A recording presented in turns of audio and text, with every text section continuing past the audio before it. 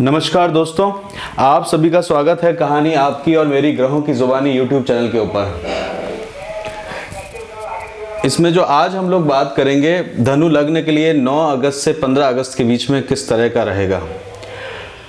इसमें देखते हैं कि गुरु जो हैं आपके लग्नाधिपति वो धनिष्ठा नक्षत्र के अंदर में है।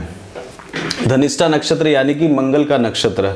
तो किसी भी तरह की प्रॉस्पेरिटी, किसी भी तरह का कार्य और आपका जो ये समय रहने वाला है वो बेसिकली जो काम आपको करना पसंद है उसके अंदर में जाने वाला है, क्योंकि मंगल जो है वो इस समय पूर्वा फाल्गुनी नक्षत्र के अंदर में है, स्वयं सूर्य के नक्षत्र में है और सूर्य जो है वो आपके त्रिकोण के स्वामी हैं और मंगल जो है वो आपके संतान पक्ष के स्वामी है। मंगल जो है आपकी नॉलेज और आपके ज्ञान के कारक हैं, आपके इष्ट देवता के कारक हैं।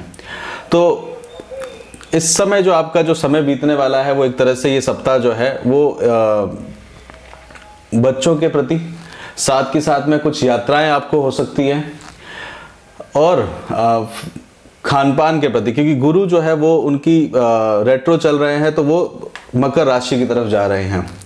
शनि का दबाव जो है वो बना हुआ है, शनि के जो पांव है वो लग्न पर देख रहे हैं और शनि जो है वो लग्न पे फर्स्ट हाउस के अंदर में बहुत अच्छा रिजल्ट नहीं लेके आता धनु लग्न के लिए। और इस समय आपका जो है वो अंतिम चरण चल रहा है 7.5 का और ये वक्री रहेंगे 25 मई से लेके 10 अक्टूबर तक और 15 डिग्री 31 से 15.5 डिग्री तक चल रहे हैं। मतलब तो श्रवण नक्षत्र के अंदर में है। श्रवण नक्षत्र चंद्रमा का ही नक्षत्र है और इस समय आपको ज्ञान प्राप्त करने के लिए और कठोर साधना के अंदर में डालने का कार्य करता है। साथ के साथ में शनि की तृतीय दृष्टि आप देखिए 1, 2, 3 आपके मोक्ष त्रिकोण के अंदर में है, 4th हाउस में है। काल पुरुष की कुंडली से भी देखा जाए तो 12वां इस घर यहाँ आता है और यहाँ पे भी ये मोक्ष त्रिकोण है। तो आपको जो है इस समय मन के अंदर में एक तरह का वैराग्यपन उत्पन्न कराने का शनि जो है उसमें सपोर्ट कर रहे हैं। केतु भी उसको बल दे रहे हैं, क्योंकि केतु भी 12वें स्थान के अंदर में इस तरह का इफेक्ट लेके आते हैं। साथ के साथ में मंगल जो है ज्ञान के कारक हैं। मंगल ज्ञान के कारक की चौथी दृष्टि 1, 2, 3, 4 चौथी दृष्टि जो है वो भी 12वें घर की तरफ में है। तो ज्ञान प्राप्त करने के लिए या आत्मज्ञान प्राप्त करने के लिए इस समय जो है आपको प्रेरित होंगे। ये समय राहु का भी आप देखिए, राहु जो है आपके रोग ऋण और शत्रु में वहां बैठे हुए हैं, तो वहां पे आप अभी अपनी तरफ से हावी हुए हुए हैं।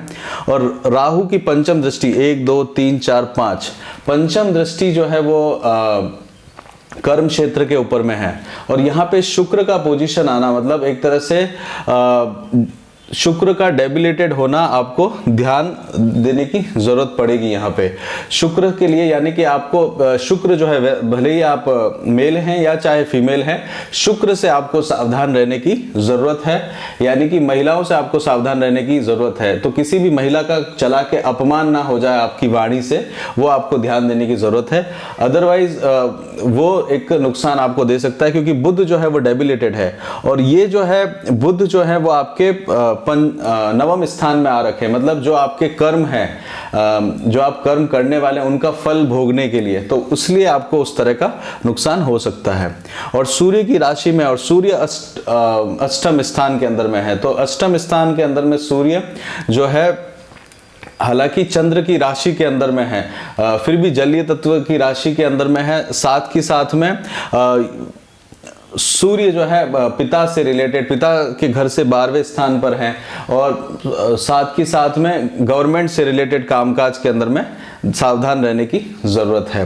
तो ये व्यय भी करवाता है, इन लॉस के अंदर में व्यय करवाता है। और सूर्य और शनि का जो है आपने सामने, सूर्य जो है 16 अगस्त तक यहाँ पे रहेंगे, उसके बाद स्वयं के घर में आ जाएंगे, यानी कि सिंह राशि के अंदर में आ जाएंगे। इसमें हम लोग और आगे की तरफ समझते हैं कि चंद्रमा की पोजीशन से समझते हैं। तो चंद्रमा जो है आपकी सिंह राशि में रहेंगे 9 और 10 तारीख को अश्लेषा और मघा नक्षत्र में। तो इस दिन आपको यात्राएं करनी पड़ सकती हैं, किसी तरह का पड़ोस के अंदर में छोटे भाई बहनों के प्रति वहाँ पे आपको काम करने की आवश्यकता पड़ सकती है। और हो सकता है कि छोटे भाई बहनों के स्पाउस यानी कि भाभी वगैरह, उनके लिए आपको काम करने की आवश्यकता पड़ सकती है, क्योंकि गुरु जो है उसकी सप्तम दृष्टि है। तो ये इधर आपके छोटे भाई बहन है, उससे सप्तम जो अगर आप देखेंगे तो वो आपके छोटे भाई के स्पाउस का घर आता है। इसमें चंद्रमा जो है मगा नक्षत्र में जाएंगे, केतु नक्षत्र में, तो किसी तरह का आध्यात्म के प्रति और उस तरह का काम हो सकता है। सफर करते हुए ध्यान दीजिएगा, क्योंकि 12वें स्थान पे केतु हैं और हाथ में चोट लगने का या उस तरह का भी एक समय बनता है, क्योंकि मंगल भी साथ में है और केतु भी। तो एक इमीडिएटली रक्त से रिलेटेड जो है वो आपको ध्यान देने की जरूरत पड़ सकती है। मन के अंदर में थोड़ा सा संतोष की कमी रहेगी, क्योंकि मन में संतोष नहीं रहेगा एक तरह का, क्योंकि चंद्रमा की जो है वो इतनी एनर्जी नहीं है इस समय। और किसी भी बुद्धि के द्वारा किसी भी अच्छे और बुरे कार्य को करने के लिए सावधान रहने की जरूरत है। उसके बाद में चंद्रमा जो है वो उत्तरा फाल्गुनी नक्षत्र और पूर्वा फाल्गुनी नक्षत्र के अंदर में जाएंगे। तो पूर्वा फाल्गुनी नक्षत्र शुक्र का ही है, तो कर्म क्षेत्र के अंदर में काफ़ी काम करना पड़ेगा आपको, और अपने लिए कई चीज़ें जो हैं वो पूर्वा फाल्गुनी नक्षत्र 11 तारीख को है, तो इस समय आपको किसी तरह का उत्सव वगैरह के अंदर में भी भाग लेना पड़ सकता है। शुक्र का नक्षत्र है और इसी दिन जो है शुक्र की पोजीशन भी चेंज होगी। उत्तरा फाल्गुनी नक्षत्र सूर्य का नक्षत्र है। 12 तारीख को विनायक चतुर्थी भी है, तो इस दिन आप बुधवार का व्रत करने से आपको बेनिफिट होगा, क्योंकि त्रिकोण में आए हुए हैं बुध आपके। साथ के साथ में उत्तरा फाल्गुनी नक्षत्र जो है वो सूर्य का नक्षत्र है। सूर्य जो है वो आपके अभी अष्टम स्थान के अंदर में चल रहे हैं और आपको आध्यात्म के प्रति उसमें जोड़े रहेंगे। गवर्नमेंट रिलेटेड कामकाज में आपको सावधानी रहने की जरूरत है, क्योंकि यहाँ पे आपको शुक्र जो है वो डॉक्यूमेंटेशन रिलेटेड और उसके अंदर में आपको चिंता आ सकती है। अष्टम भाव के अंदर में सूर्य है, तो सूर्य की उपासना जरूर करें, आपके लिए बेनिफिट रहेगा। साथ के साथ में 7th हाउस का स्वामी अपने से तीसरे घर पे है, बुध जो है वहां पे है, तो वहां पे आपको जो है गवर्नमेंट रिलेटेड लिटिगेशंस रिलेटेड वहां पे आपको सावधान रहने की जरूरत है। थोड़ा सा समय 4 दिन का टाल देंगे तो वो आपके लिए बेहतर रहेगा, क्योंकि बुध अभी अस्त चल रहे हैं, 14 तारीख को उदय होंगे। तुला राशि के अंदर में 13 तारीख को हस्त नक्षत्र में जाएंगे, चंद्रमा के स्वयं के नक्षत्र में, और चित्रा नक्षत्र में जाएंगे 14 तारीख को। तो 13 और 14 जो है ये आपके लिए नया सृजन करना होगा, लाभ स्थान को प्राप्त करने की आप कोशिश करेंगे। कर्म क्षेत्र के अंदर में थोड़ा सा आपको दबाव देखने को मिलेगा, और बुध शुक्र जो है वो डेबिलिटेड हुए हैं, तो वो कोई तरह की ऐसी हरकत होगी जिससे आपको कर्म क्षेत्र के अंदर में पचाने की आवश्यकता पड़ेगी। अदरवाइज वो आपके लिए थोड़ा सा तकलीफ लेके आ सकता है। उसके बाद में 15 तारीख को विशाखा नक्षत्र में है, गुरु के नक्षत्र के अंदर में जाएंगे चंद्रमा।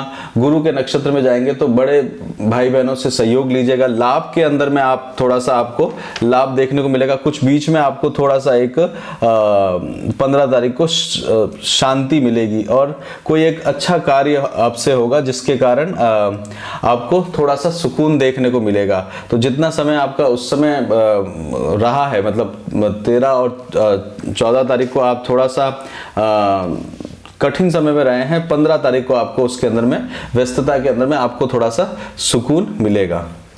हेल्थ से रिलेटेड बात करी जाए तो हेल्थ का ध्यान देने की ज़रूरत है, स्पेशली पिता के हेल्थ का ध्यान देने की आपको आवश्यकता है। एजुकेशन से रिलेटेड कहा जाए तो एजुकेशन के अंदर में थोड़ी सी पोस्ट ग्रेजुएशन या वो कर रहे हैं उसके अंदर में फ़ायदा है। कन्वेंशनल एजुकेशन के अंदर में आप देखेंगे थोड़ा सा धीमापन आपको देखने को मिलेगा। विवाह के बारे में सोच रहे हैं तो विवाह के लिए एक अच्छा समय आपका ये चल रहा है और विवाह के लिए आपको उपयुक्त आप कार्य इस समय कर सकते हैं। साथ के साथ में इस बार मंगल और बुध की युक्ति भी है यहाँ पे, तो संतान के प्रति और साथ में अपने आपके सप्तम स्थान के प्रति, तो वहां से पंचम स्थान में 1 2 3 4 5, तो वहां पे भी आप देखा जाए तो वहां पे भी आप संतान के विवाह के लिए भी बातचीत आगे कर सकते हैं। ओवरसीज आपको जाना कि मन में है, तो ओवरसीज का आपके लिए देखा जाए तो अपॉर्चुनिटी अभी जो है वो बनी हुई है, क्योंकि सेकंड हाउस की तरफ में गुरु की दृष्टि है, और ये ओवरसीज की जगह ज्यादातर अपने घर की तरफ लेके जाते हैं, तो घर की तरफ जाने का इंडिकेशन करते हैं गुरु इस समय। और नवम स्थान और पंचम स्थान का स्वामी जो है वो भी लंबी यात्राओं में है, तो घर पे जाने का आपको मौका मिलेगा, अपने घर पे जाने का मौका मिलेगा अगर कहीं बाहर काम कर रहे हैं तो। और कहीं बिजनेस कर रहे हैं और बिजनेस के अंदर में देखें तो वहां पे आपको जो है लाभ प्राप्त करने के अंदर में थोड़ा सा संघर्ष करना पड़ सकता है, परंतु फिर भी आप जो है उसको अच्छा बना लेंगे। थोड़ा सा सावधान रहिएगा, धन के कारक सूर्य जो है वो 12वें स्थान पे हैं और केतु वहां पे बैठे हुए हैं, तो ये धन को भी व्यय तेजी से करवाते हैं, तो वहां पे सावधान रहने की जरूरत है। बहुत कोई लंबे डिसीजन लेकर ही काम करिएगा, छोटे डिसीजंस में आपको नुकसान हो सकता है। तो इसी के साथ ही यहीं पे रोकते हैं धनु लग्न का 9 अगस्त से 15 अगस्त तक का किस तरह से रहेगा। आपको पसंद आया हो तो लाइक करिए, शेयर करिए और सब्सक्राइब करिए, और कोई भी अगर प्रश्न वगैरह हो तो lifejourneyforus@gmail.com पे कंसल्ट कर सकते हैं आप। और साथ ही साथ में अपना खूब ध्यान रखिए और खुश रहिए। जय श्री राम।